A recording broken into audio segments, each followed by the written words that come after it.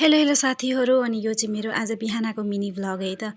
बिहानको टाइममा आज चाहिँ कति हतार भएको भने फेरि आज आमा बाहिर जान्छु भन्नुभएको थियो। अनि आज चाहिँ मैले अब यताउति घर कसर घरको काम सकेर नुहाइधुवाइ गरेर पूजापाठ सकेर चाहिँ चिया होइन आज खाजा चाहिँ पहिले पकाउने भनेर मैले ओट्सको खिचडी पकाइदिएँ है त।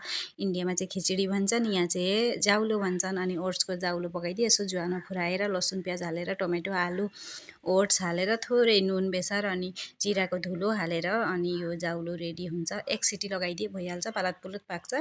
भिजाएर खाने त हो ओट्स, झन् सिटी लगाएपछि त एकैछिनमा पाकिहाल्छ। अनि ओट्स पाकेपछि चाहिँ अनि मलाई हलुङ्गो भयो कि अनि सिटी खोलिने बित्तिकै आमालाई चाहिँ खाना दिइहालेँ। अनि आमाले खाएपछि त मलाई ढुक्क भयो नि त। अनि तपाईँहरूले पनि कहिले कहिले यसरी ओट्स पकाएर नानी बाबुहरू छन् भने दिने गर्नु कि हाम्रो बाबुले चाहिँ दुधसँग पकाएर दिँदा ओट्स दिँदा खान्न के, त्यही भएर यसरी जाउलो पकाएर दिँदा चाहिँ खान्छ। त्यही भएर म यसरी जाउलो पकाउँछु।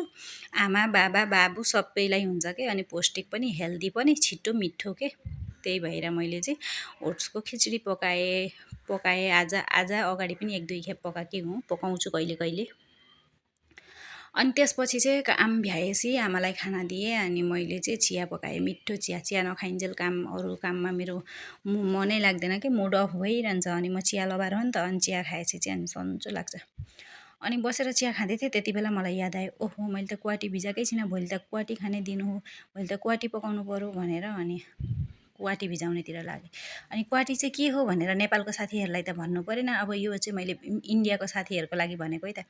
क्वाटी भनेको चाहिँ यो 10 थरीको गेडागुडीको मिश्रण हुँदो रहेछ है त। गेडागुडी भनेपछि दालहरूको, जसरी कालो चना भयो, केराउ भयो, राजमा, अरू धेरै के हुन्छ, बोडीका गुटी, त्यसरी धेरै गेडागुडीको मिश्रण हुँदो रहेछ। यसलाई चाहिँ जनेउ पुर्नेको 5-6 दिन अगाडि नै अब भिजाएर अङ्कुरित पारेर अनि जनै पुर्नेको दिन मजाले पकाएर अनि आफ्नो इष्टमित्र ज्वाइँ चेला घर परिवारसँग बसेर खानुपर्दो रहेछ यो त। अनि पौष्टिक आहार हो नि त, अनि त्यही भएर त्यसरी खानुपर्दो रहेछ। अनि मैले चाहिँ भिजाउन भुलेकी थिएँ, अनि आज बिहान चाहिँ सम्झेर भिजाएँ।